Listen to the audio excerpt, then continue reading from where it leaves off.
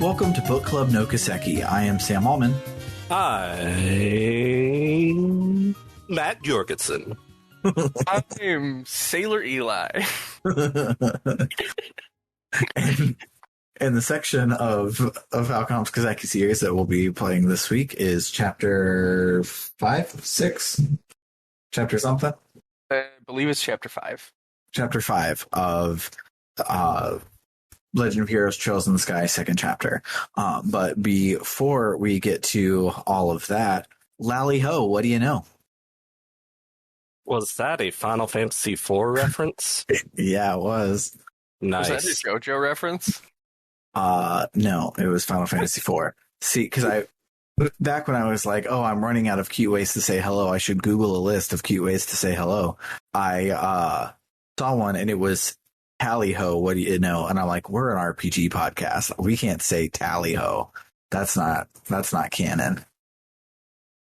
Well, one thing I did this week is I lied. I'm actually David Bernard Houck. Does that mean I'm not Sailor Eli? Yeah, you can be if you want to. Cool. I'm David Bernard Houck. No. Trust me, you don't want to be David Bernard Houck. I've been doing it for 30 years. It's rough. Besides lying, what have you been up to, Bernard? I'm job searching, which is terribly fun.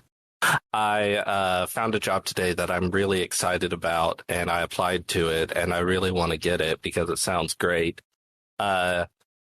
The listing requests 2 years experience doing a thing. I have 9 months experience doing that thing, but I wrote a really good cover letter, so you know. Yeah. Hopefully they misread your resume and think that you have more experience than you do, because that's how I got hired on, as if I had 5 years of experience, and I have barely over 1 year of experience. But whatever. They just Nice. they saw what I did at Blizzard and Waymo and were like, oh, that was definitely IT. And no, it wasn't. But whatever. I'll take it. So hopefully they'll be like, oh, you used to flip burgers? That's just like speaking Mandarin. You got the job. I've never flipped burgers or spoken Mandarin. Wow.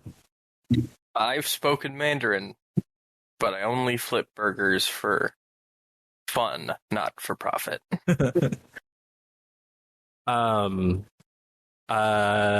What else has been going on in my life? I don't know. I saw Dune 2021. Is it good? As someone who read the book, I loved it. It was so much fun. I don't know how much it would work if you're not already familiar with the source material, because like it'll have a Mentat do the Mentat thing, but they just do it once as a like one-off thing, and it's not really explained or referenced. So me, having read the book, I'm like, yeah, Futher Hawat is a Mentat. He did the Mentat thing.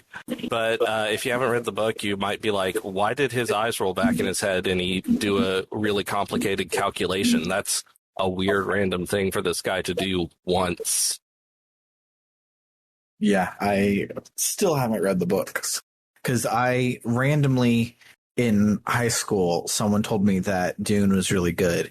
And the graphic design for all of Baby Herbert, I forget his name, all of his Dune books are really bad because the book is all black. It says Dune huge across the top.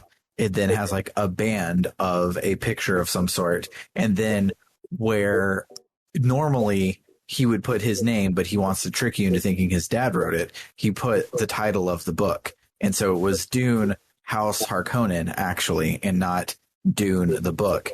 And not only are Baby Herbert's books not nearly as good, they're also assume you've read 6 of Frank Herbert's Dune books, and I have not done that. And so it was garbage, and I bounced off of it really hard. And then I found out like 15 years later that wasn't Dune by House Harkonnen. It was Dune House Harkonnen by Baby Herbert. So I really want to read them, but I'm probably going to watch it first and see if it's even a thing that I could find myself liking before I devote time to reading potentially 6 plus some books. I think it's definitely something you would end up liking.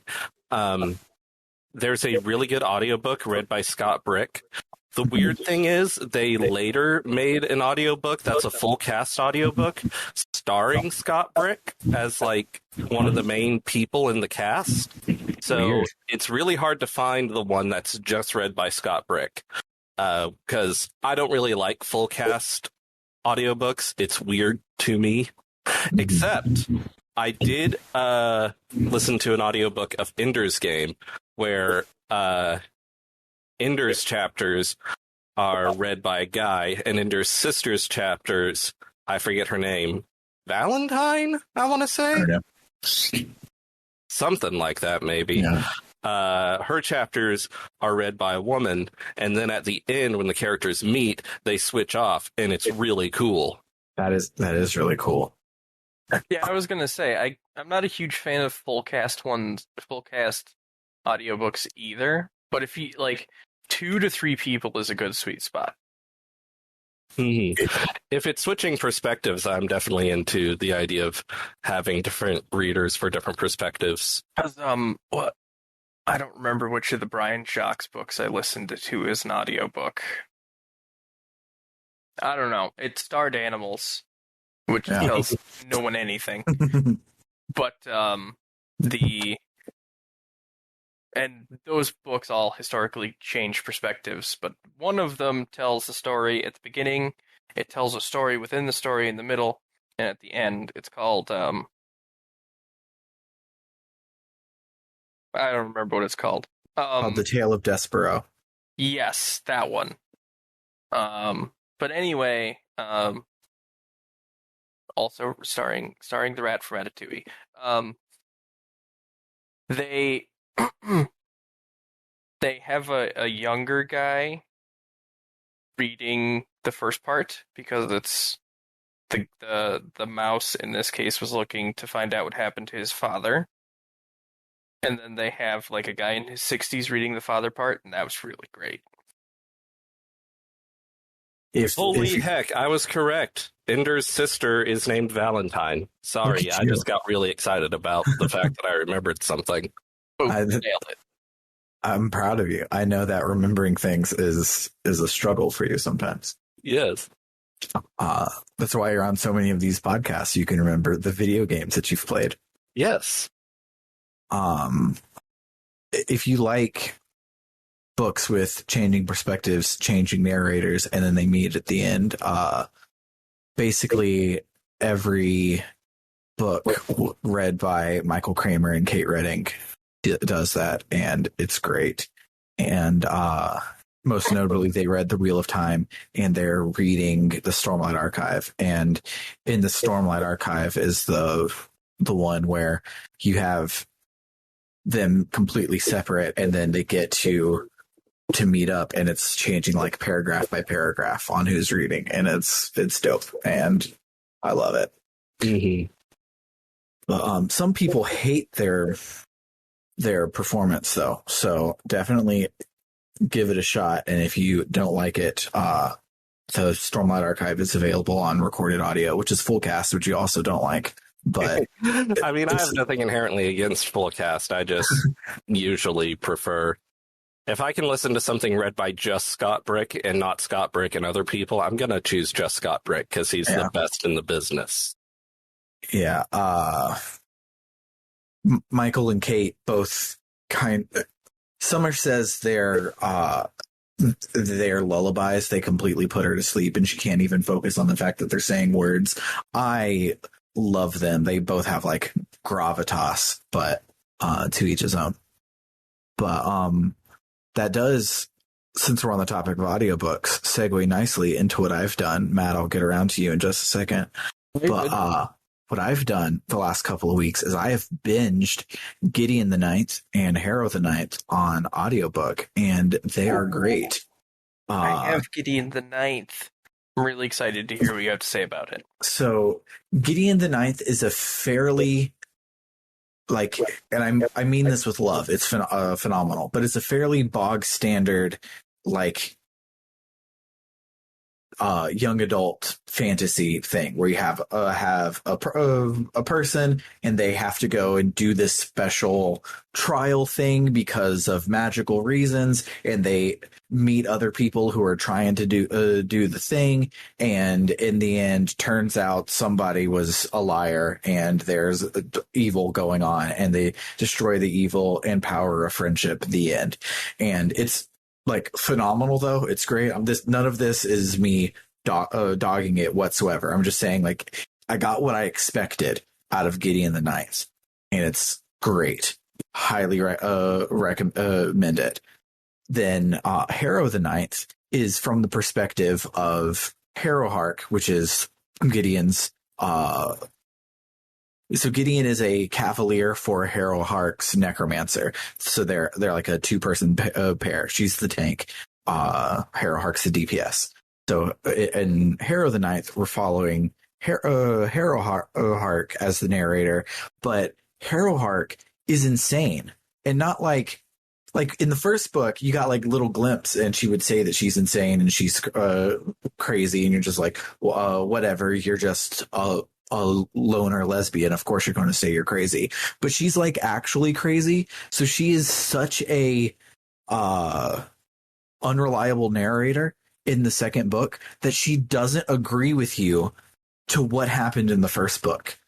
All of the revelations that you get at the end of the first book, Harrowhark is yeah, no, that doesn't happen. So much so that she doesn't believe that Gideon is alive. One of the first paragraphs in the book is talking about her, and you think Gideon's shared childhood, and she's yeah, and there was another girl my age, but she died before I could meet her. And it's no, y'all just had a whole book where y'all were hanging out. And so the second book is a fucking trip, because the whole time you're Harrow, this isn't what happened. And then someone will physically say the words, Harrow, this isn't what happened.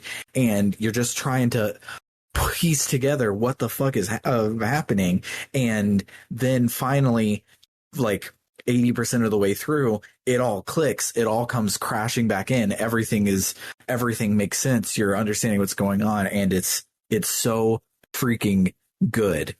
So if you like YA stories, read the first one and pretend it's that. If you like adult fiction that does weird ass shit, and there's a thing they do. I guess she does, Tamsin Muir.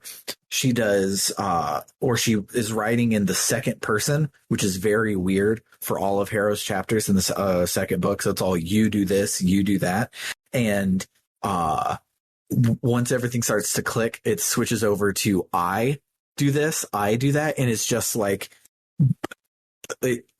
punch the air. It's a phenomenal book, and I'm super excited for the third one that's coming out next year, because the at the end, spoilers, but it's not spoilers.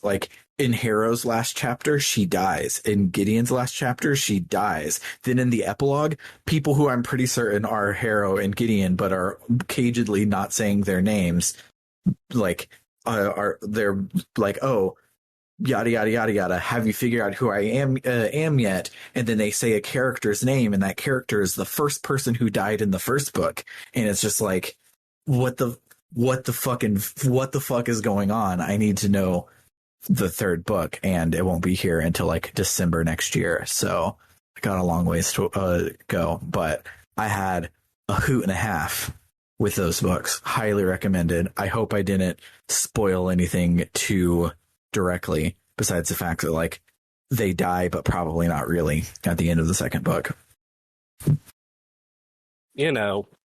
Characters dying or not dying isn't, a huge thing that people get upset about being spoiled all the time. Yeah, but I don't believe it's true. So it doesn't feel true. It feels, and also, to be fair, they're all necromancers. What the fuck is death even? I was gonna say, like, it's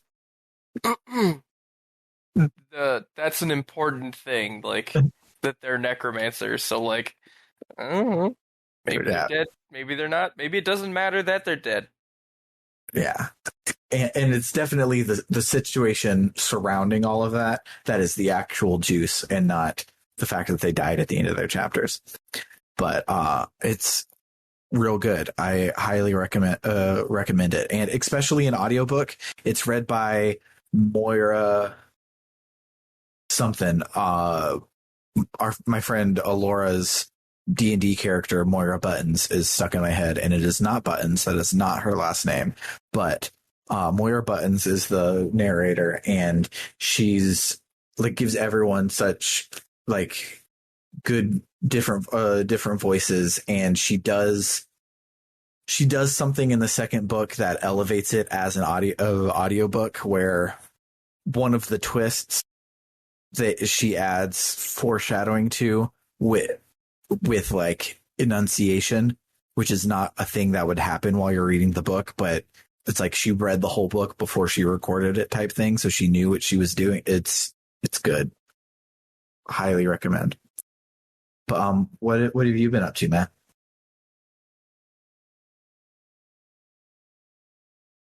So a lot has happened since last we recorded.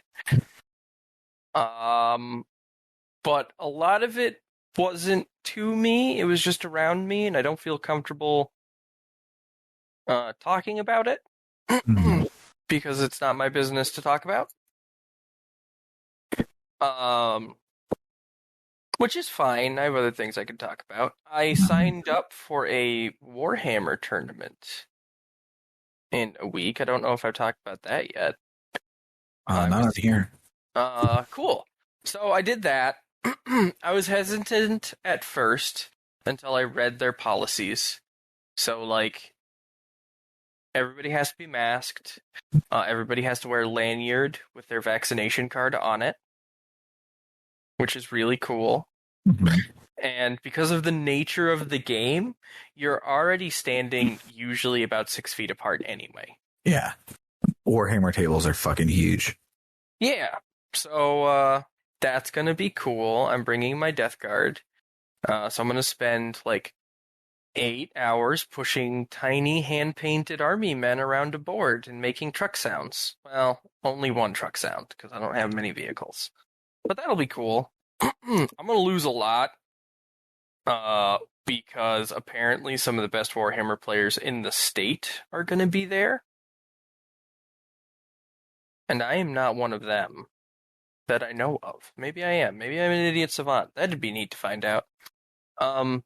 Probably not. But it'll be really fun. It'll be really cool. There's going to be a painting contest in addition to that, and like sportsmanship trophies, and like Warhammer is super grimdark, and there are aspects of the fandom that are terrible people. But at the same time, if you go to a tournament, like, you're going to get a participation thing. They just don't call it that. It's like best sportsmanship, best pair of shoes. Mm-hmm. There's a traditional trophy called the Wooden Spoon Trophy. That means you did the worst today, but it's okay. Because you got the wooden spoon.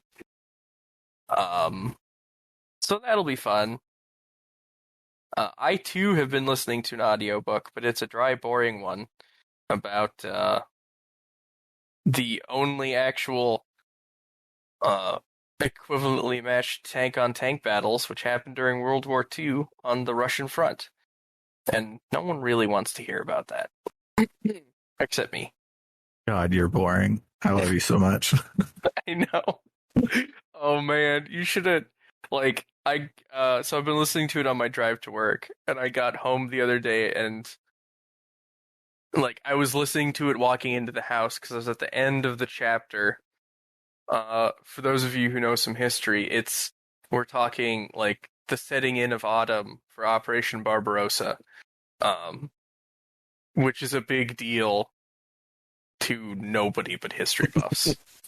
And Rebecca's like, "What are you listening to?" So I sit down and explain to her, like, in the shortest way possible, which took 20 minutes.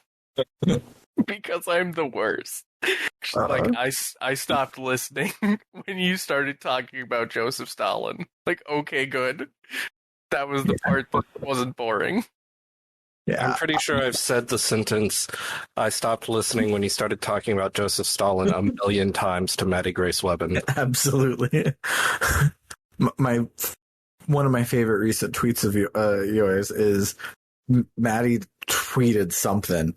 I couldn't even read it, and your response was, "Maddie, I have no idea any of the words that you say anymore."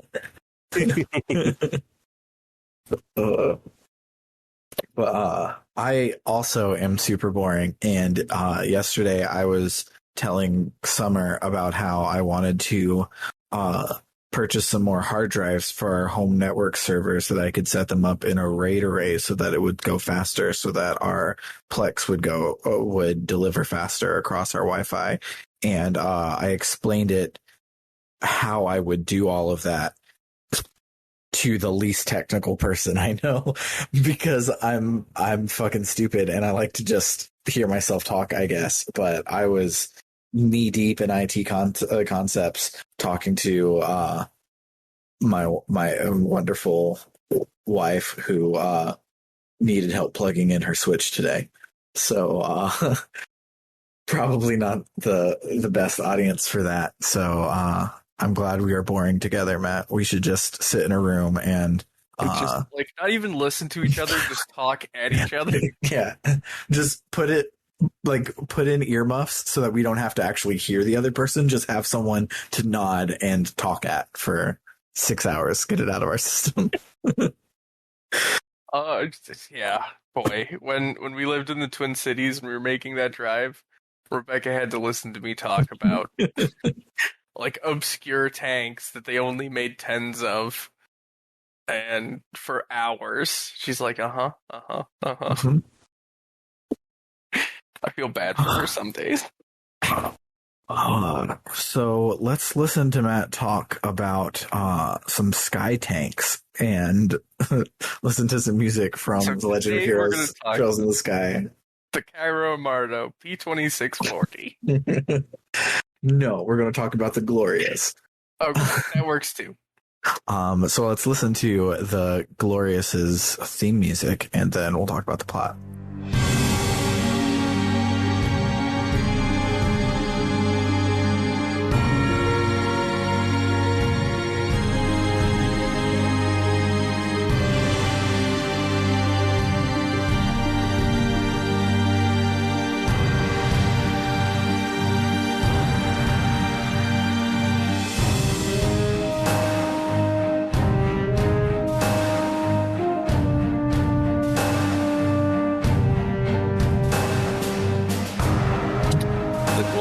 Is big. Yeah, it's a big old honker of a thing. Did you notice that when it revealed the Glorious, it wasn't an in-engine cutscene, it was an anime cutscene?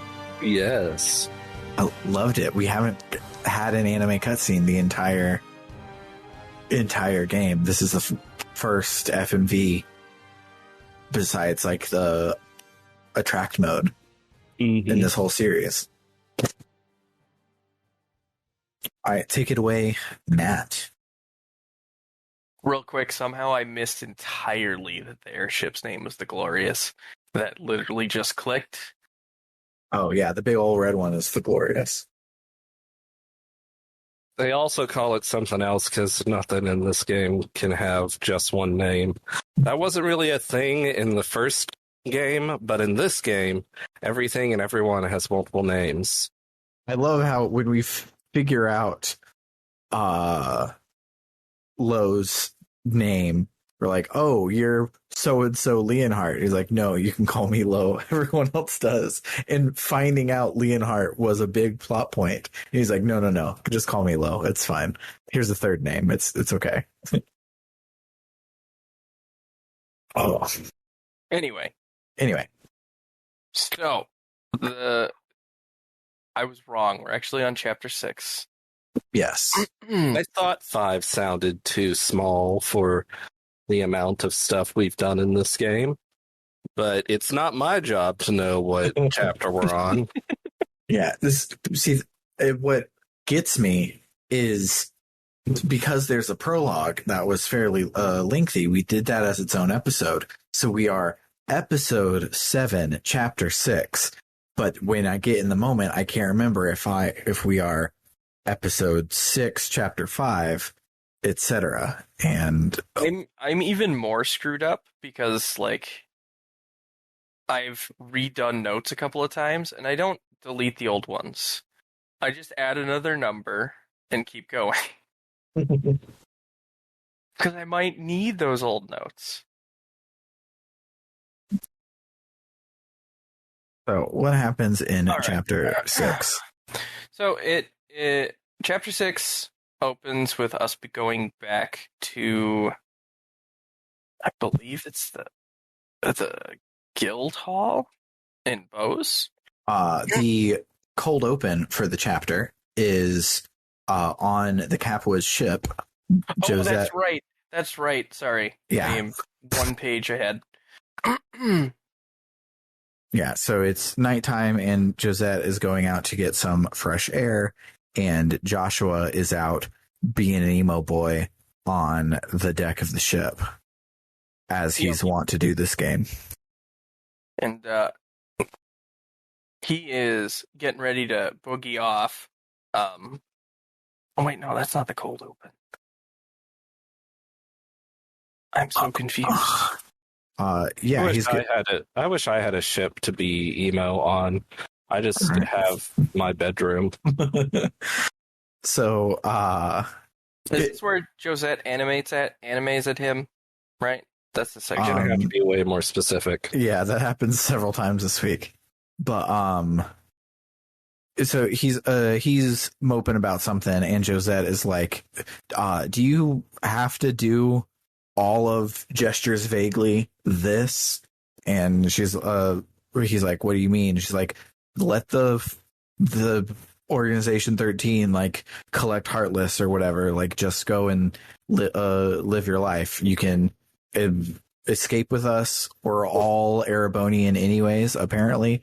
So we can all just run away, immigrate somewhere else, go back to the Empire, whatever. We can just leave Liberal alone." And he's like, okay, we'll do that once I stop the society. And she's like, okay, whatever. And she yells at him for being an idiot. And then comes out to talk to him and is like, he's like, "Oh, you obviously were like being mean to Josette to save her feelings or whatever."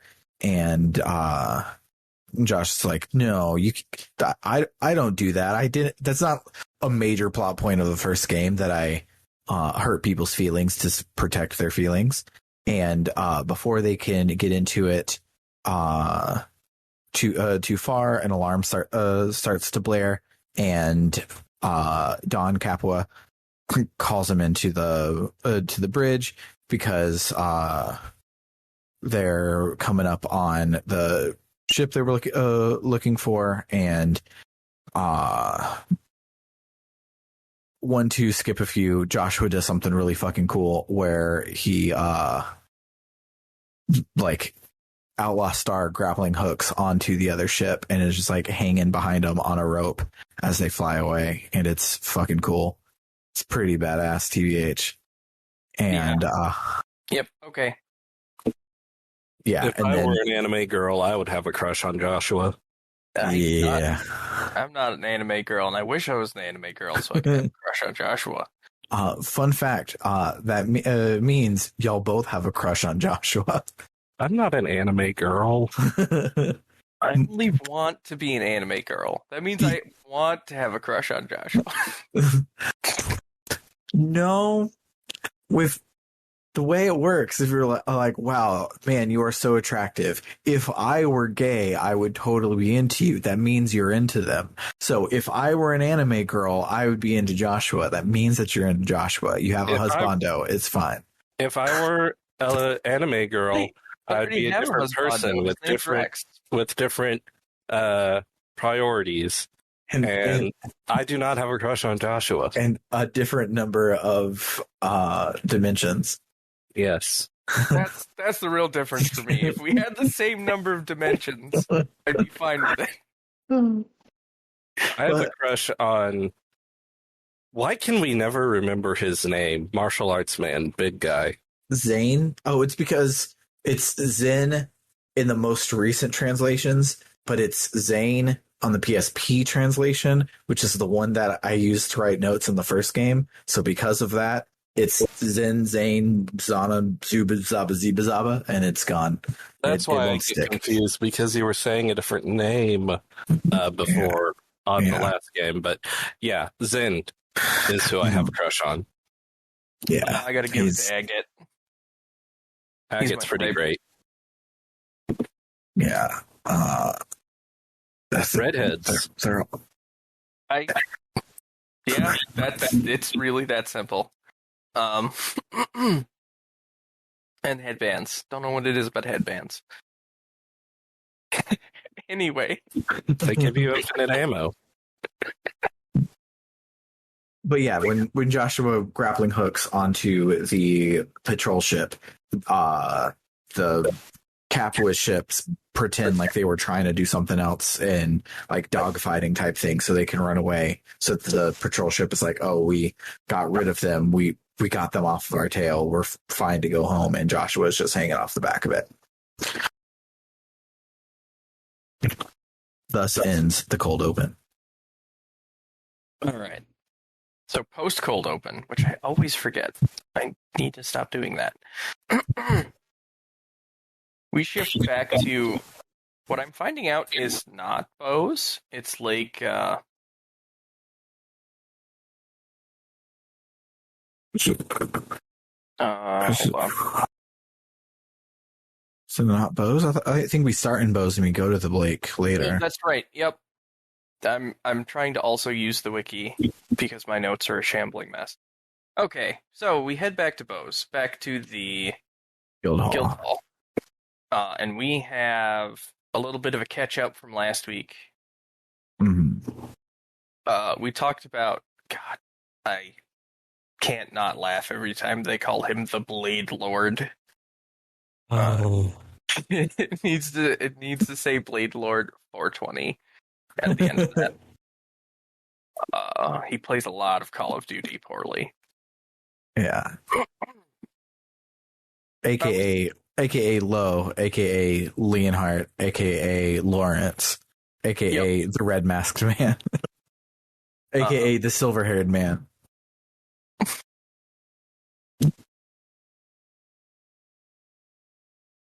Maybe we'll have more names for him by the time it's over. Oh, we probably will. There'll probably be 13 names. Because he's in Organization 13. Boom. Exactly.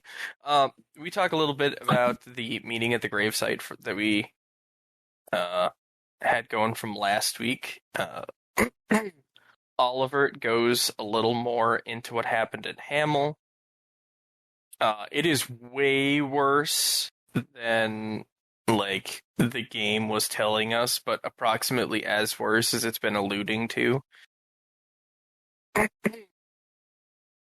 We find out that it was a village in the most southest part of the Empire, near Laburel. You won't find it on a map today, because it's super gone. And there's a quote here in particular. They don't really know what exactly happened.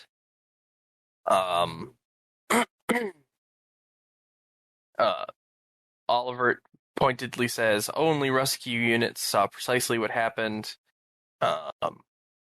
but few living today can claim to know a Hamel resident. The official story, as Olivier tells it to us, is that there was a landslide. By the end of this chapter, we realize that's a goddamn lie. Yep. But yeah, approximately 10 years ago, there was a big old landslide there. There ain't and been most a people died. landslide here in 10 years. We get our monies. And we elevate. Oh, yep. And then Lundgren, after we get our monies, Lundgren is like, so you guys should totally take a vacation because we're out of cities for you to visit. So you should take a vacation until the plot happens this week. And we're like, okay, sounds good. We can get some R&R, and definitely nothing bad will happen the second day of our vacation because we're JRPG heroes. We get to take breaks. Yeah, he points out that Kurt's team is looking for the Ouroboros hideout. Mm-hmm. So we should wait until they find it and have a beach episode, and nothing will go wrong and delay the beach episode. Absolutely. Yep. So we head on out to Valeria Lake. Kevin happens to be there. Isn't he always there? He's always there. He's the like team. Him. He's the anti-Team Rocket to our party. He's just always around To help out. Yeah,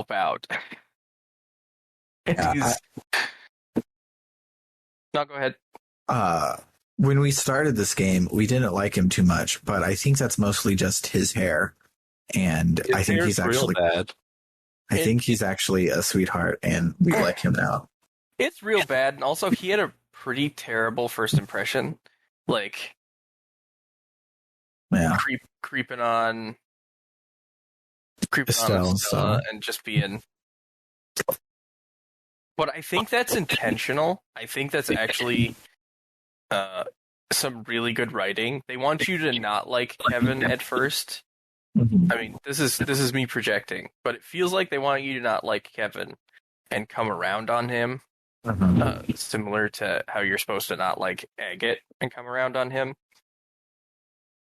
I can't believe I used to hate Agate.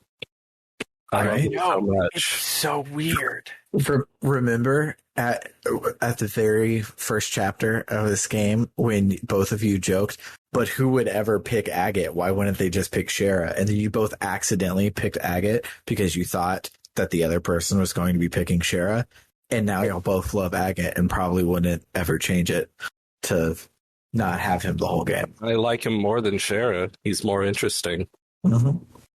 I've played Shara's route, and he's way more interesting than Shara is. Like, Shara has some cool stuff, but it's all, like, more cool stuff along the same lines of what we already knew about her. It's not necessarily character growth. It's just more information about her character, whereas Agate's is full-on growth, and I love him.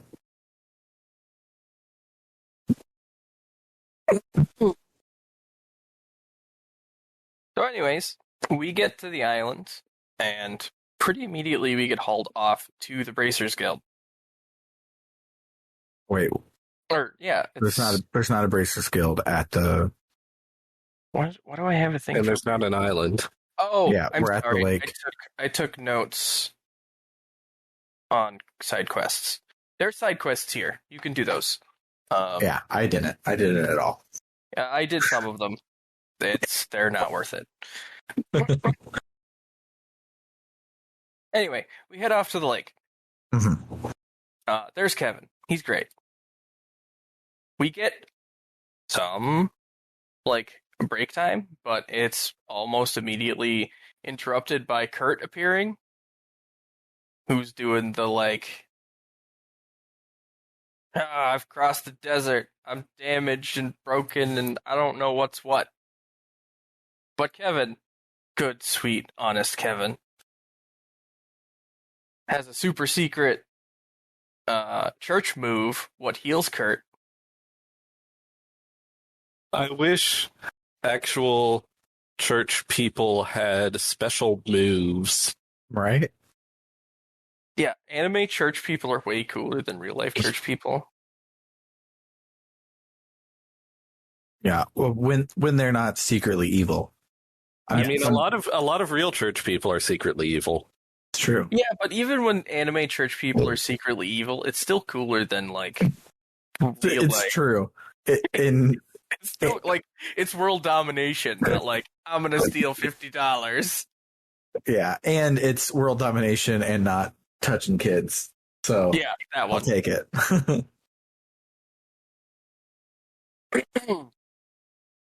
Anyways, Kurt informs us that he found Ouroboros' base over in Liberl, and he was the only one who managed to escape. Estelle, Kevin, and 2 allies. Man, this is written terribly.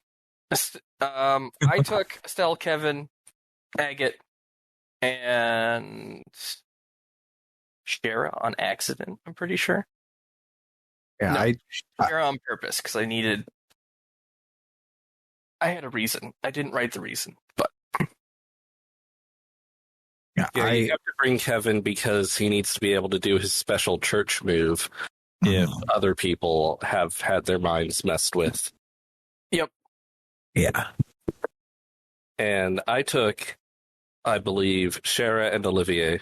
So everyone had range. Like Estelle and Shara have 1 range, and then I had Kevin and I had movement enhancing equipment on Estelle and Shara, and I had long barrels on Kevin and Olivier. So basically, range was not a thing to worry about this chapter for me. That's pretty dope. I took Agate because he's like 20 levels higher than everyone else. And I also took Chloe because I needed a healer, not knowing that Kevin is a healer. And gotta love them free heals for craft points. Craft heals are the future. Yes. He's a church guy. You gotta know that he has healing moves. Yeah, but like he's a church guy with like swords and stuff. He seemed swordsy, but I mean Chloe has a sword too. I should have just figured if for some reason he just didn't feel like a healer to me. And then he was, and I felt silly. I guess the church guy in Xenogears isn't a healer. He just has an extreme number of guns. So I guess that's sort of a similar thing where you might have expected it to be like that. Yeah.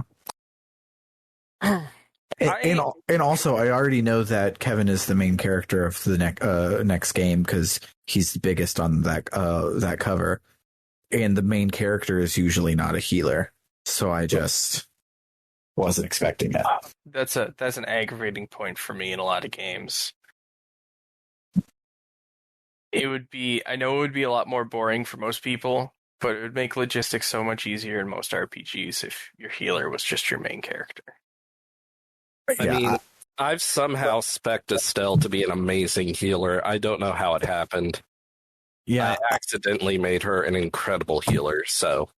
Full disclosure, the orbment system is really good and really deep, and I don't understand it at all. I kind of understand it, and I know like you want to match the colors because that gets you better stuff, but like I am incapable of digging into it, and so when I get a attack number +1, I replace the attacks on the thing. I don't know what I'm doing with the orbments, so it just is what it is for me. I'm at like 75% figured it out, but that's after. This is my 5th Trails game.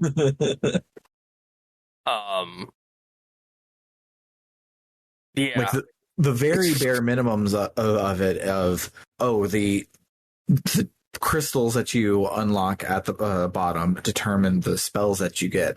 I get that. I don't necessarily know any of like how the stats play out, which ones play better off of each other, any of the more complicated things. I just, oh, this person has to have wind in these spots, so I'm going to do that. I'm going to give him an attack. I'm going to give him a heal, and then I'm going to give him some of the like EP cut and things like that sort of things to give him some utility. I guess that kind of works, but every time I open up the arts menu on accident, because so on the Vita, the action menu is in a circle like Persona 3, and I always go in the wrong order wherever I did. So I'm trying to get that in Persona 3. So I'm trying to go to crafts and go down, and I press the wrong button and I go up to arts constantly. And every time that opens, I'm like, huh, I didn't know I had such and such, because I unlocked it by having like 6 fire and 4 water or whatever. And I'm like, interesting. Well, I'm going to use that this turn because why not? And that's my level of confidence in the orbment system. I understand the basics of the orbment system, but I don't know how I managed to do such a good job making Estelle a healer. She is ridiculous. So a nice thing about Trails of Cold Steel, and this is spoiler free, they make it very obvious early on, like literally the first pseudo dungeon you do, they make it extremely clear. Okay, this is this character's archetype. This is this character's archetype. This is this character's archetype. And you can follow that pretty easily in a way that just kind of isn't present here. I mean, what do you put on to make somebody carrying a Gatling gun better? Yeah. But this lady has a staff what heals. So I'm just gonna put all heal stuff on her, and we're good to go. Yeah. And then it does a good job of then later getting things more complicated. Like it holds your hand the whole way without you realizing it's holding your hand. Mm-hmm. Which I didn't realize until I came back to play Trails in the Sky. It's like, oh no, where are my training wheels? I need those to live. Yeah. But I picked Agate and Shara because they were my best fighters. And my opinion is if I don't know what I'm doing, a good offense is the best defense. Mm-hmm. So anyway, I got lost a couple weeks ago, I think. And so Estelle and Agate and Chloe are really high level. I don't remember like grinding them up, but they're like level 65 and everyone else is like in the 40s and 50s. So they're probably who I'm taking the whole rest of the game because they're way up there. And Joshua rejoins the party like level fucking 75. So he's obviously going to stay in my party too. So that's probably my party for the rest of the game is Estelle, Joshua, Agate, and Chloe. Because they just have... for the end of this episode, I guess. I mean, this chapter's called The Whereabouts of Bonds. If Joshua didn't join the party in the chapter named after his fucking song, I would be very surprised. When it started, I'm like, oh, cool. That's what we're doing. But yeah, I love that he joins the party like at 10 levels higher than what you would be. Since he was an enforcer and everything, he probably should be like level 100. But whatever. That's a really common theme throughout the series, and it's great. Yeah, I mean, even in Trails in the Sky first chapter, you had like Olivier join the party, and he's way higher level than you because he is a cool, strong dude. He's more experienced than you, and that happens with most of the characters that join you in that game because you're a baby junior bracer. Mm-hmm. Yep, there's I don't there's a lot of really cool things to talk about this Later. game. Yes, I know, later. That's the problem. I'm lamenting it once again. So anyways, we hop on our boat with our chosen folk. And we get to like a James Bond Yeah. coastal laboratory. There's no other way to describe it. It's straight out of a James Bond movie. Absolutely. So, we make it to Shadow Moses Island. Yep.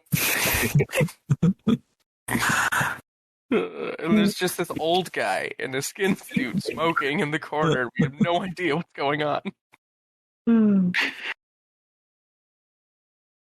So anyway, we hop off on the island. We go exploring. The operational security here is pretty terrible. Yeah. You can't go in the front door because it's locked. So you walk around to the side of the building, and there's a door there that's unlocked. Yeah. Yep. And it's all dark. We immediately fight robots. I just wrote metalcore here. Okay, that's why. They look like the robots from metalcore. Yeah. So, and they say that they look like the archaisms that we fought in the final dungeon of the last game, but they are new, just like the Gospels are. So somebody somewhere is able to create ancient machinery. Yeah. I have to hold on. I have to save this picture for my pin board.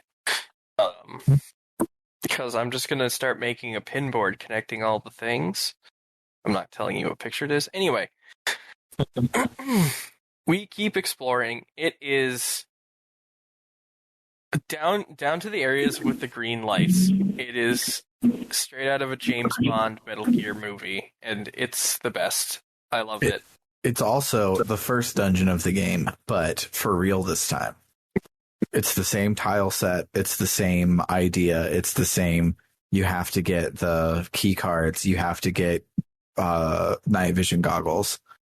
All of those things from the first dungeon of the game, but it's not training anymore. Put that together. That's very clever. But Kurt, it doesn't turn out to be the bad guy this time. No, everyone else does. So anyway, as we're progressing through, we see a whole bunch of stuff. We're fighting what would be Kurt's party. They have been the brainwashed. We gotta whoop up on them. We do this 3 times. Yep, we do it 3 times. We see all kinds of weird stuff. I wrote giant robot back to tanks. Like, man, these Ouroboros guys, they know what they're doing, and it's spooky. This is a JRPG. I don't want your back to tank sci-fi and robots. I do. I want them on my side, not on. I don't want the bad guys to have them.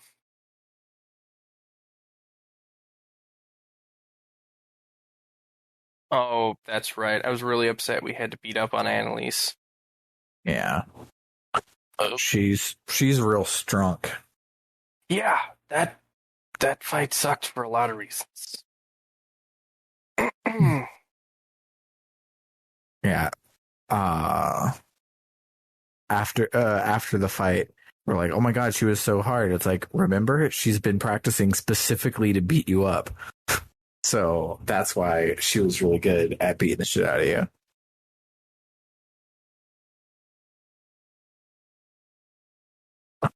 So there we go. We eventually stumble onto, it's Joshua. He's passed out on the floor. Mm-hmm. Quick, everyone, go run over to this obvious trap. Okay. What? It was an obvious trap. The doll is terrifying because it's just a doll weapon Mm-hmm. that looks like Joshua from the. Actually, looking at the screen, I'm not sure how anyone would think that was Joshua because the skin is all. Well, it's Estelle. And he was face down. He was face down. She was just like, someone with black hair. It must be Joshua. I mean, there is only 40 people in this entire continent, so like, good odds. Then we have to fight the doll. I struggled with this. Oh, that's right. We have to. It's 3 of them. That's probably why I struggled. It's hard. It is very hard. And I think I died twice and had to like make it easier both times. And the second time, although it was supposed to be easier, the Joshua's had like 6 turns before me, and I died instantly my second time through. So it was only on the 3rd time that I even came close, and I ended up winning. I won my first try, but it was hard. This was the point where I made. Oh, sorry. Go ahead. I'm gonna say. This is the point where I realized that bringing Cher with me was a mistake. Because I just couldn't. I wasn't paying attention to how frequently I was using buffs, which has just become a second nature thing from playing Trails of Cold Steel. And I wasn't used to the game actually challenging me anymore. Yeah. So anyway, we beat up the dolls, and then we see an evil shadow council in the distance. Bum, bum, bum. Bum, bum, bum, indeed. And they raise a bulletproof glass shield. And fill the room with knockout gas. I am just convinced that this entire game is 80s movie tropes, and I love it. Yeah. And I mean, just like a James Bond movie, they have every opportunity to kill the people who are going to ruin their plan, but they don't. And they just don't. Because then there wouldn't be a movie. It's true. This is true. So, some time passes. The first person to wake up is Kevin. He's like, man, that was dumb of us. We shouldn't do that. Right, Estelle? Oh, wait, she's gone. Oh. What could she possibly... Did she wake up first? Let's go look for her. They run upstairs and they see the Glorious, which is an awesome ship. Well, this isn't the Glorious yet. This is a scout ship for the Glorious. Okay. Same color. Okay. Anyway, they're loading Estelle onto the ship and running away, and wouldn't you know it, we just can't catch them. It transitions to Estelle having, like, a nightmare thing. Yeah, like a dream. I couldn't figure out if this was a nightmare thing that was, like, because of the knockout gas, or if this was a nightmare thing that Professor Weissman was intentionally putting her through to try and, like... Turn her to the dark side. Yeah. Either way, she wakes up, and we're greeted by Renee. You know, the terrifying murder child that broke all of our hearts. We're like, what are we doing here? Why are you here? What is this building? And she's like, it's okay. You're at our house now. That didn't go over well. Now we get a pan of Estelle looking out the window, and we get to see the Glorious, the real one this time. Mm-hmm. And as we mentioned earlier, then I don't know if I'm cutting that part out yet or not. It's an FMV of how big and badass the Glorious is, and it's the first in-game FMV that we've had in the whole series so far, and it's worth it. Yeah, I also wrote, and this is a bit of a tangent, but this airship is a dead ringer for the airship design from the anime Last Exile. In a Never heard eerie of it. way. It's oh boy. Noted. Yeah. It's really good. Don't watch the second one. It's not as good. But it's got some real cool airships, and like that's an episode unto itself. Let's go back to the game. Mm-hmm. Yeah, it's the Crimson Arc is the Glorious's other name that everyone keeps calling it. And wouldn't you know it, right when we zoom back in and we get the description of Crimson Arc, we get paging Dr. Estelle to the wherever we want you. Mm-hmm. The Sanctuary, it says. Yeah, the Sanctuary, yep. Why don't you come and have a little chat? This part I thought was cute because Ren says, I'll take you to the Sanctuary. Ren is your party leader, and you can't switch parties. So Ren is always the one walking in front, even though you're controlling it. But she's the one leading Estelle where she needs to go. And I thought that was really cute. Yeah, it is pretty great. So we get to this unnecessarily large and carpeted walkway with pillars for some reason, even though this is an airship.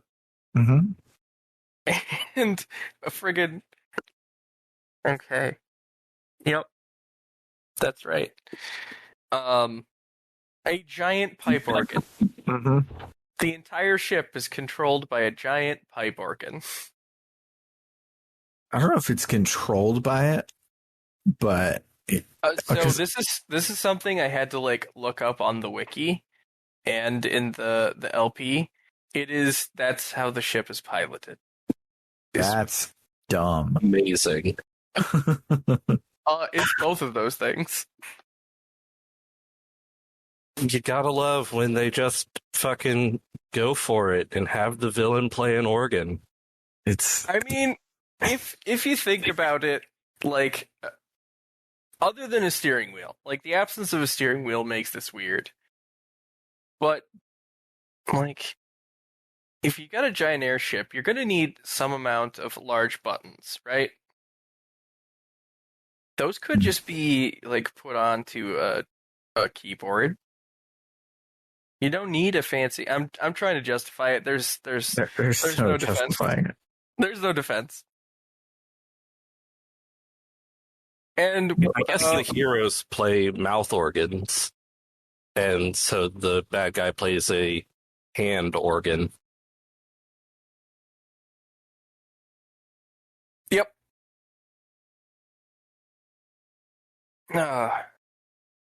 I'm still getting over, like, how do you... Never mind. So anyway, it is Professor Weissman playing. He finishes his song, which I can only assume is announcing the lunch choices for the galley tonight. And he turns around. He's like, "Hi, welcome to the ship. We're going to try and recruit you." And Estelle's like, No, you're not. Yeah, because he is a Bond villain, as we mentioned about him having a Bond Laboratory and now is playing the organ and monologuing. Yep. He does talk at length about Joshua and is like, we want you to join us because you are what Joshua cares most about. So if you join us, Joshua will come back and join us. And Estelle has kind of been figuring that Joshua was back with the organization the whole time, but Weissman confirms, like, we have no idea where Joshua is, but he was vaguely seen with the Sky Bandits. We have no idea what's going on, but if you join us, we can find him. So Estelle is like, oh, Joshua didn't betray me to go be evil. He betrayed me to go be emo. Therefore, fuck you and all of your friends. I'm going to go and help Joshua because he's obviously just hurting and not an evil boy anymore. Yep. And when she gets that information, she's like, I'm gonna kick your butt. And our boy Blade Lord 420 shows up and says, No, you're not. Yeah. I love this scene right here because as season 1 of Jessica Jones shows, mind control is the absolute most horrifying superpower, and Wiseman has been mind controlling everybody forever. And Estelle walks into this room and he is by himself like a Bond villain monologuing, and she's like, oh, I'm going to fight you, and she jumps up to hit him, and Lo is there and blocks it, and she's like, where did you come from? He's like, I've been here the whole time, you just couldn't see me. And then the whole organization is there, and Weissman was just controlling Estelle's mind casually to make her not see them, and it's just a fucking power move, and it's horrifying and cool, and I want to hurt Weissman for being an evil man. Also relevant, it might be relevant information. He does mention specifically that he was an archaeologist. Yes. I put that in all caps. I don't remember why. Yeah, something about the areola, probably. Yeah, but he specifically says he won't go in details about the areola yet.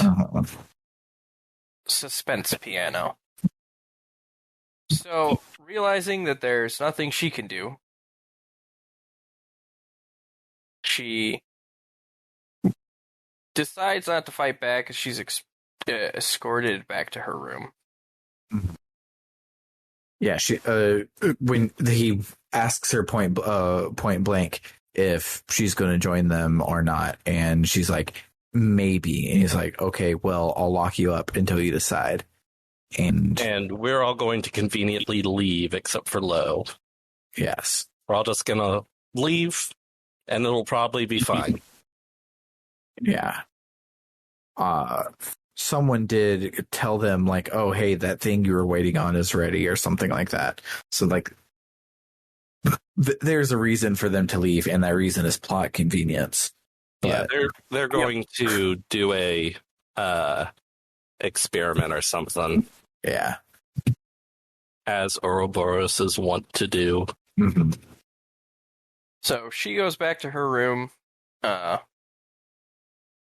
contemplates what she's going to do next.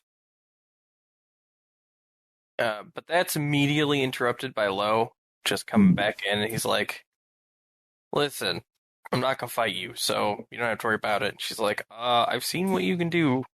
I'm absolutely going to worry about it. And he's clearly here to try and talk her into joining the organization.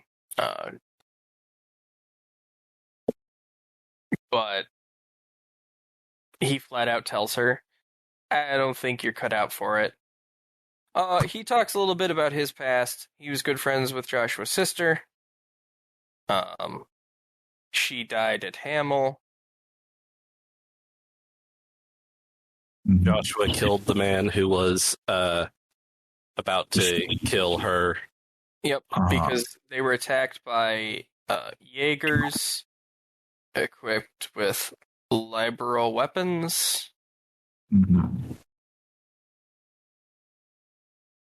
Yeah, basically, and I don't remember if it's here or later when Joshua tells it, but basically the whole Hamill thing is confusing at best as to who attacked it, and it seems like Erebonia faked the attacks so that they could invade, but also because they faked the attack, it looked like Liberal invaded, and it was Jaegers. Anybody could have hired it. It could be a third party. Who even knows? But basically, Hamill was decided to just be worth it for someone to raze to the ground and kill everybody so that they could go to war. Yep. After he finishes telling her that story, Estelle makes up her mind that she's not going to join Ouroboros. Right at that time,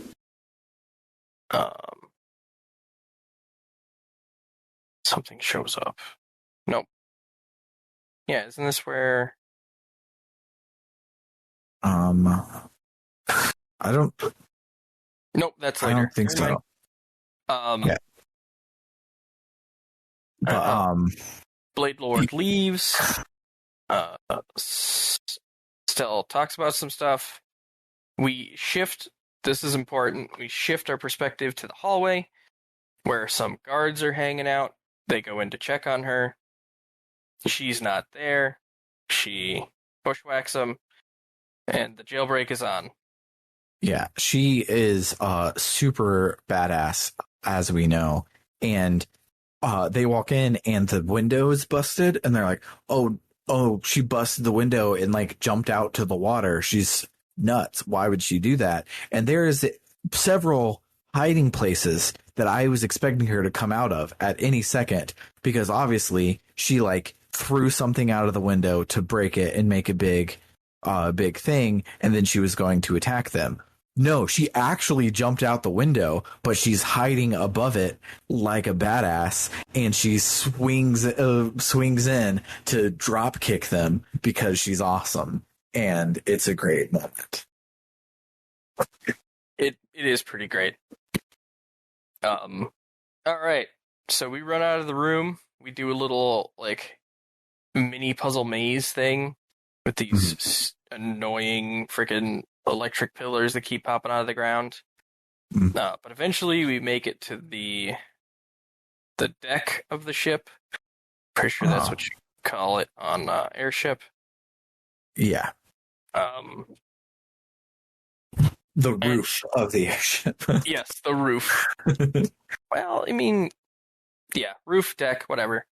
We get a cutscene where she's crossing over the part she just left to try and go to the front underhold of the airship. And some Jaegers run out of there, and she's like, crap, Final Fantasy VII it. Turn around and run. There's more Jaegers behind her.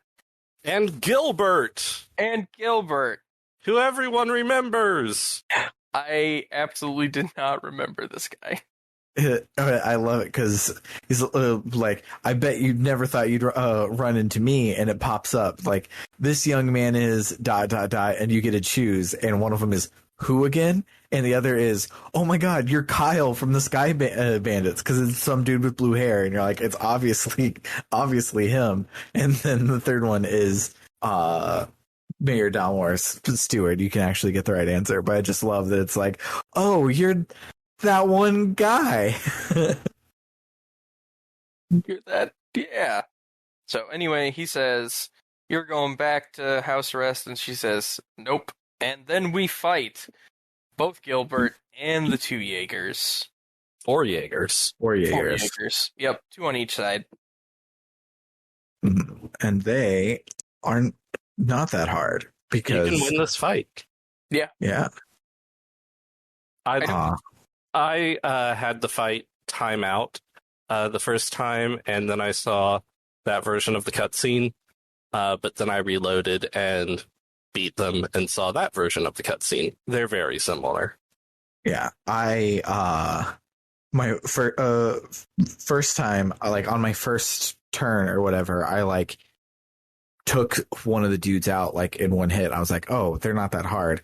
But then they like all got crits on me, like lined up, and so I didn't survive my second turn. So I reloaded so that I could kick their ass because I was so close.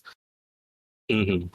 I assumed that this was you have to lose this fight, and I didn't start picking up on it so I was just like defending, and I didn't start picking up on it until I accidentally attacked one of the Jaegers and killed him immediately. Like, oh, am I supposed to win this? I didn't, but yeah, it ended you can up win fine. or lose. I'm really bad because I never win the ones you can. Anyway,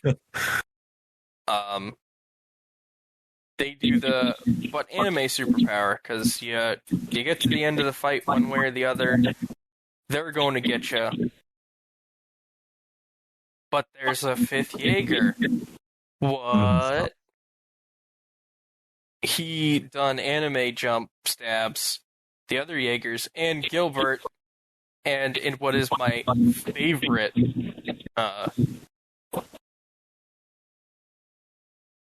favorite bit of animation, takes his helmet off and tosses it, and you recognize the hair. It's Joshua! Mm-hmm. He's here to save the day. Lo shows up, and he's like, anime standoff. You know you can't beat me. What can a Fang do against a Blade Lord? What can a Fang do against a Blade Lord? Like, those aren't... I don't... but he's right, is the thing. He's right.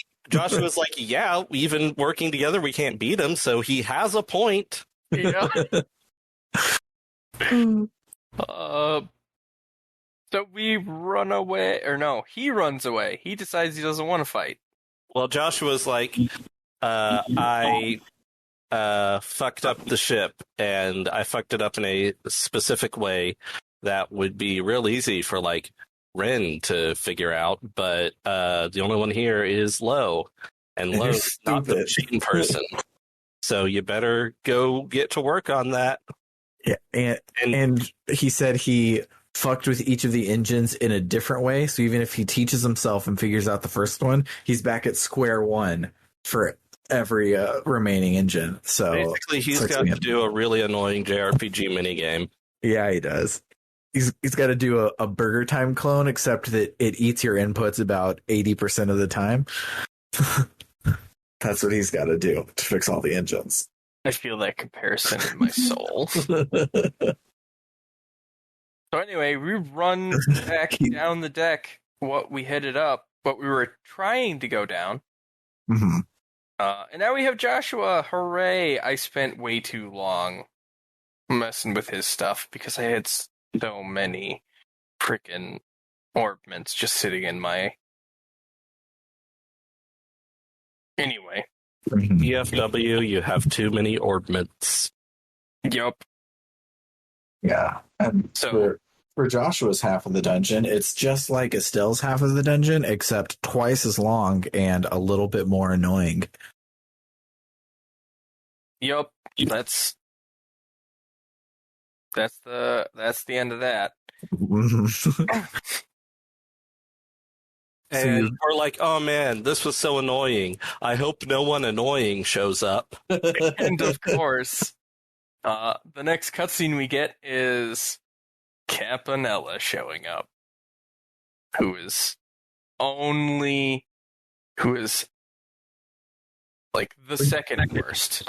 Like the thing that sucks the most about Campanella is like they haven't done anything yet. Like normally at this point, like Kefka is this annoying in Final Fantasy VI, but like he shows up where like you fight him in Narsh and then he poisons the water hole and he does the stuff. Campanella shows up and talks as if they have tricks up their sleeves and they're going to be doing something big and crazy, but they just haven't yet. So all we get is the I'm a stupid clown shit for most of their stuff. And we don't even have any of the, oh, you're a cool evil clown. It's just, no, you're annoying. And that's it. Yep, Pretty much. I think the thing that annoys me is if they didn't put an eye tattoo on him, he would just look like a high school bully from the prologue of a JRPG. Yeah. And like as dumb as his anime profile picture is, his sprite looks really dumb. It's like he looks like my son Storm, like just standing there like he got like he's in trouble in his default sprite. It doesn't look. If you put him in like a sailor coat and knee shorts, it matched because you hated him. Yeah. But anyway, we get treated to some annoying Campanella stuff. I thought I was going to kick his butt here, but instead it's a robot. Mm-hmm. This fight was kind of... Notably, it's not a robot that Campanella summoned himself. Campanella says he's interested in seeing what they're up to. So he basically wanted to come in and just say hi. And he wasn't going to stop them or do anything. It's just... We're crashing a really expensive airship, so the security robots, they're trying to fuck us up. Yeah.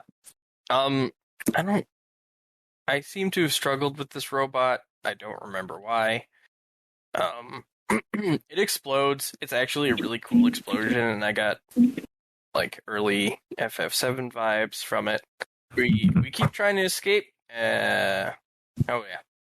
We immediately proceed from there to stealing one of the patrol ships. Mm-hmm.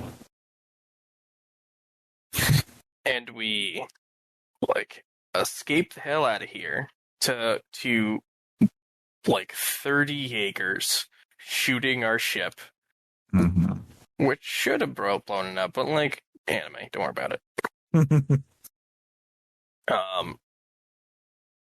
We get some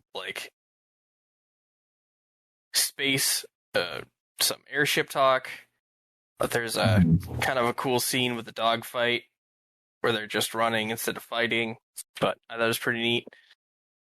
Yeah, notably the big ass guns on the front of our ship are missing. Everybody else has guns and we don't, because the way Joshua was able to steal the ship is because it was up for maintenance. So it's like keys were in the lockbox in the hangar, so he could just take it and leave. But it was the guns what were being maintenanced on. So it's a getaway vehicle, but not a survive in a dogfight vehicle. If only we had friends who have an airship. Yeah! Right when we're about to, beat Dunzo, the Bobcat shows up. We glossed over it earlier, but when Joshua was about to go and grapple hook and be a badass, he was talking with Don for a little bit, and Don was like, okay, after this, we're even, so we're gonna, head off to Arabonia, keep safe, Joshua. And turns out they didn't do any of that. They were watching to make sure Josh was safe.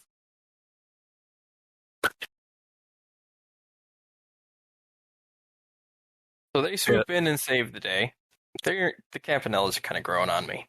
Not Campanellas, the Capuas. Campanella is definitely not growing on you. God damn it. I do like the Capuas. Josette is funny. Capuas are getting kind of great.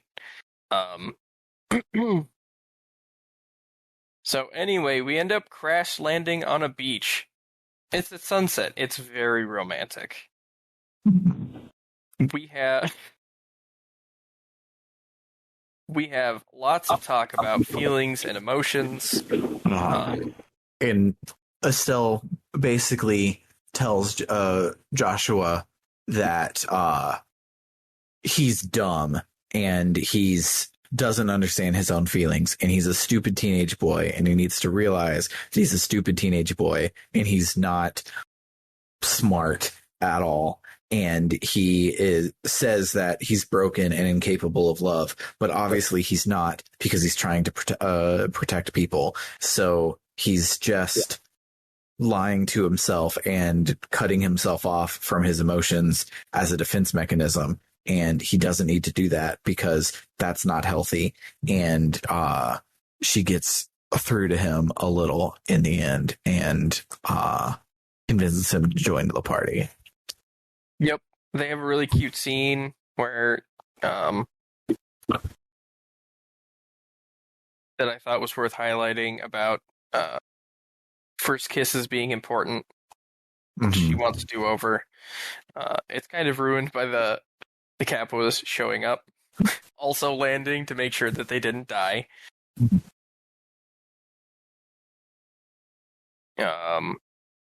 This is where it's kind of confirmed that Josette has feelings for him, because she says, if it doesn't work out with Miss Airhead, you can come on back to us.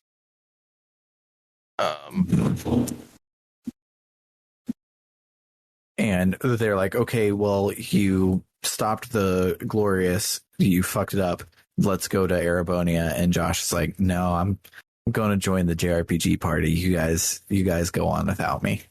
Mom says I have to go home. And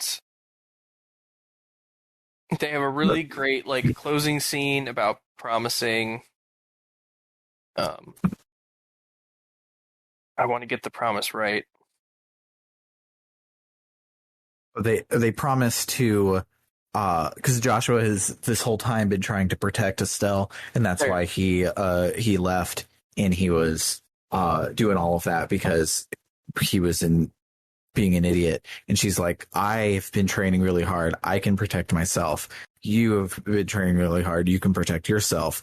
So since you want to protect me and I want to protect you, let's use our protecting powers and protect each other and rely on each other and be a unit instead of looking down on the other person the whole time. And they said, bet.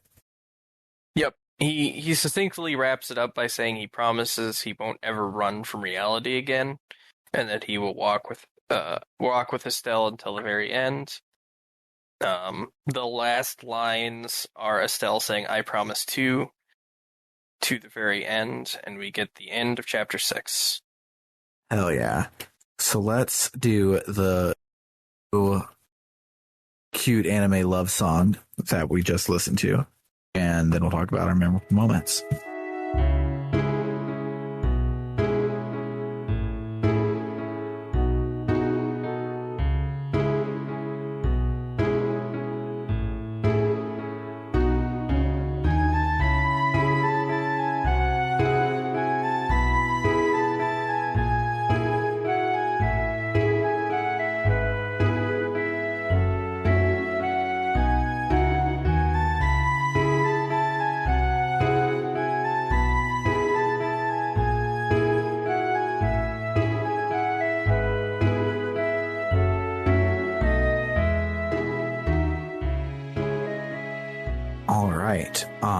I will kick it off with, there are so many bespoke sprite animations this chapter. They are all fantastic.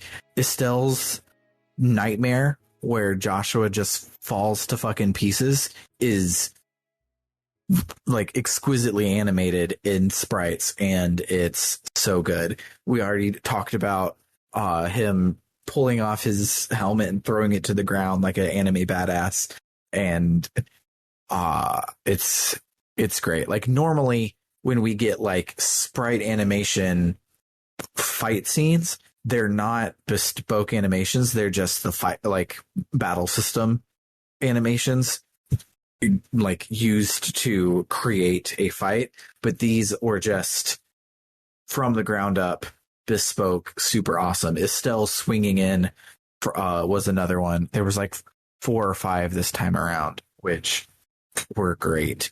They were even better than the CGs that I got this week, which were also great. I got one for when Estelle goes to play the harmonica at the lake. It's really good. That's actually the one that shows up when you boot the game, is Estelle sitting on the pier playing the harmonica. It's really pretty. There's one of Lo stealing Estelle, which is really good. The hug from behind at the beach is also one, but surprisingly not the kiss. I was expecting there to be one for the kiss, as there was last time, but there wasn't. But they're really good. I will pop them in the chat so you can see them.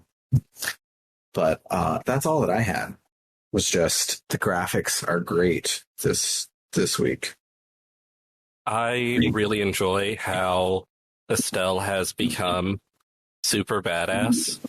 Like, we've watched her whole progression from being just sort of an idiot at the beginning of chapter first, and it's just smoothly progressed to her being a total badass in this chapter, and I love it.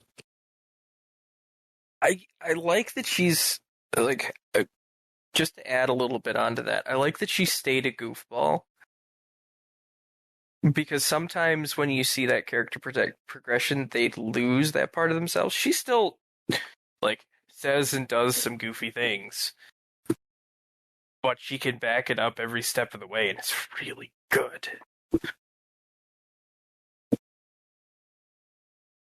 I don't know if I had anything specific other than that I did really like the fight against the Jaegers and Gilbert, everyone's favorite character. That fight was fun, trying to beat it within the time limit. Yeah. Did Gilbert have a profile picture in the first game? I don't remember. I don't even remember if he does. He does now, but so do the Ravens. I want to say he was a complete nothing character last game.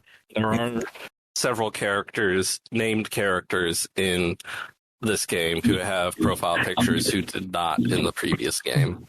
Mm-hmm. I remember noting that and being weirded out by it.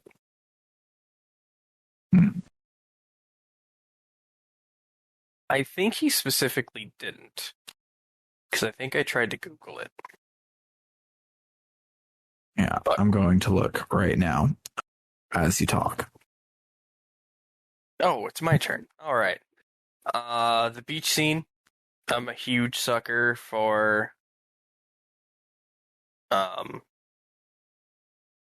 that particular meeting, that particular style of meeting of the intimate minds.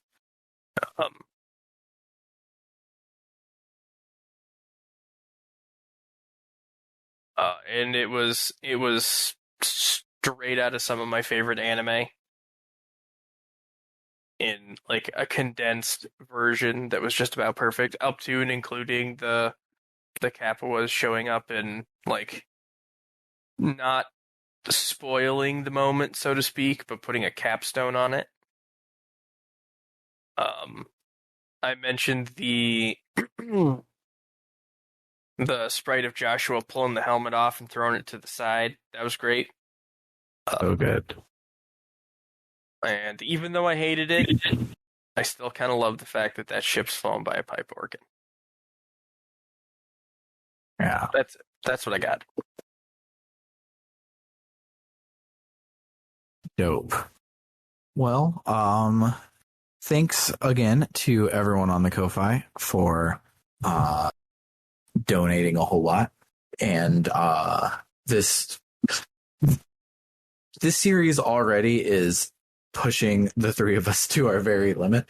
And it wouldn't be happening at all if it wasn't for the great, wonderful you guys on the Ko-Fi for supporting us so much. So if you are listening to this in the after times and you're like, this is great, I want approximately 2 more episodes of this, you can head on over to www.rpgbook.club, where any donation gets you access to the Book Club no Kiseki episodes a month before everyone else does, which is usually about 2 episodes.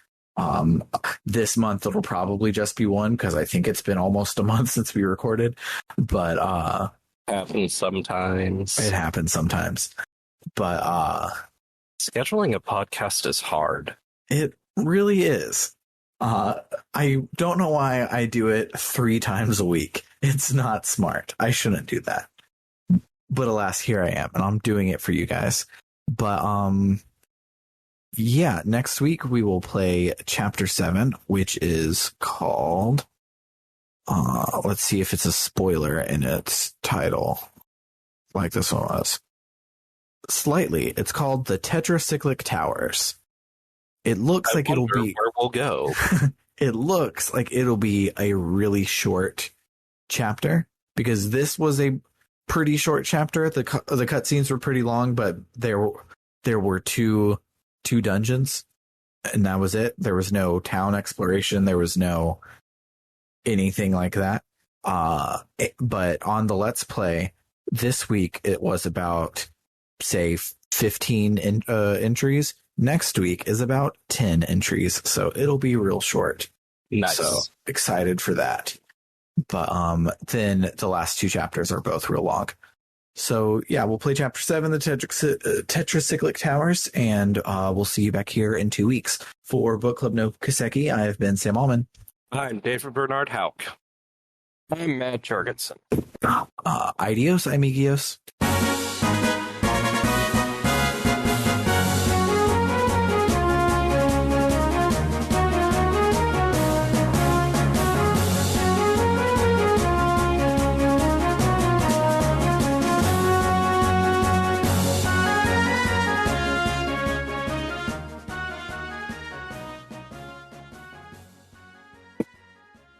Discord has really good noise cancellation. This AC is really loud and it doesn't make me green circle at all, which is great because my room has 2 gaming PCs, a PS3, a work laptop, 5 screens, an Xbox 360, a Wii U, a Switch. Makes a lot of heat, is what I'm saying. On hand. I do. I have my Wii U on hand. I soon won't need my Wii U on hand when I get my Steam Deck, but as of right now, it's my GameCube and my Wii because. But you'll still need your Wii U to play The Legend of Zelda: The Wind Waker HD. It's true. How else will you play Car Battler Joe? Well, on my Steam Deck. Piracy. That's how. How else are you going to play Xenoblade Chronicles X? Oh, that's a real one.